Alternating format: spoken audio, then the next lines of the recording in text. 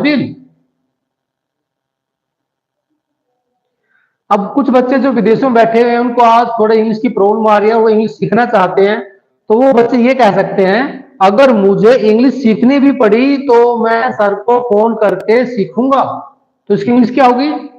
Even if I have to learn English, I will call sir and learn English speaking. चलिए देखिएगा, अगर मुझे वो खाना भी पड़ा तो मैं खाऊंगा। Even if I have to take meals I will. अगर मुझे वहां पर खाना खाना पड़ा तो मैं खाऊंगा। नेक्स्ट, अगर मुझे वहां नहाना भी पड़ा तो मैं नहाऊंगा। तो आप क्या कहेंगे? Even if I have to take bath, I have to take bath या बेथ देयर आई विल। अगर मुझे वहां नहाना भी पड़ा मैं नहाऊंगा। अगर मुझे जर्मन सीखनी भी पड़ी तो मैं सीखूंगा। तो आप क्या कहेंगे? Even if I have to learn German I will. अब यहां पर जर्मन कैसे आ गई? मैं माय डियर आपका 2 मिनट का टाइम वेस्ट करना चाहूंगा, या फिर आपको 2 मिनट आपका यूज करना चाहूंगा कि आपको समझाया जाए कि व्हाट्स द डिफरेंस और what's the importance between two languages. Like आप इंग्लिश सीख रहे हैं और आप जर्मन सीखना चाहते हैं, तो जर्मन सीखने में और इंग्लिश में क्या डिफरेंस है? माय डियर, दोनों लैंग्वेजेस अपने प्लेस पर सही है, लेकिन इंग्लिश सबके लिए कॉमन हो चुकी है और जर्मन आज बच्चों के लिए स्पेशल लैंग्वेज है। स्पेशल मीन्स ये आपके लिए एक एडवांटेज है कि अगर बच्चा आज 6 क्लास तक से लेकर 7 क्लास से लेकर 8 क्लास से लेकर अगले 2-4 साल स्टडी करते करते सीखता है, तो उसको कभी भी लाइफ में प्रॉब्लम नहीं आ सकती करियर को लेकर। इसका मीनिंग क्या हुआ? क्योंकि माय डियर, अगर आप जर्मन सीखते हैं तो आफ्टर 12th क्लास आप जर्मन के बेसिस पर विदेश जा सकते हैं, जिसमें आपको 1 रुपया भी देना नहीं पड़ेगा। यहां तक कि आपका वीजा, आपका पास, आपका टिकट, आपका रेस्टोरेंट, आपका होटल खर्चा, सब कुछ जर्मन की यूनिवर्सिटीज पे करती है। अगर आपको विदेश जाने के लिए इतना हाई अमाउंट पे करना पड़ता है तो उसका रीजन क्या है?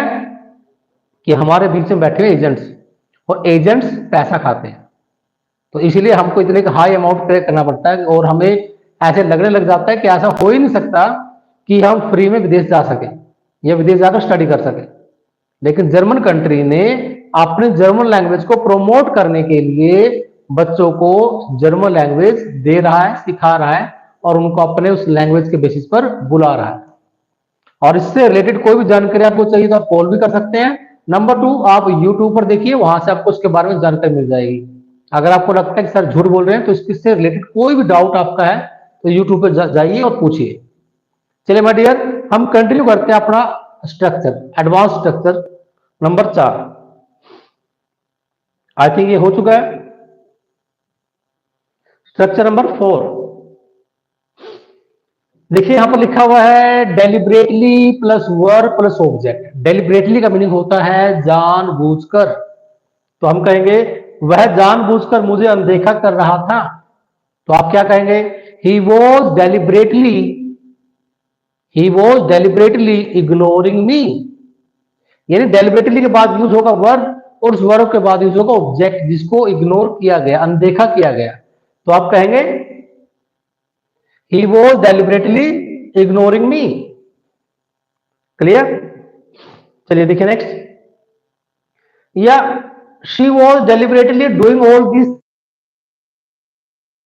ये सब जानबूझ के कर रही थी।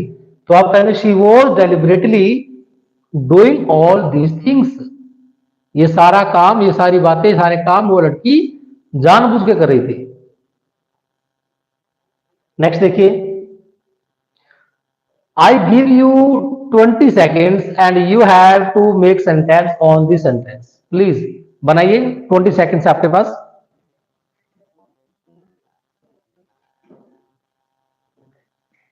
कोई कमेंट कर रहा है भाई?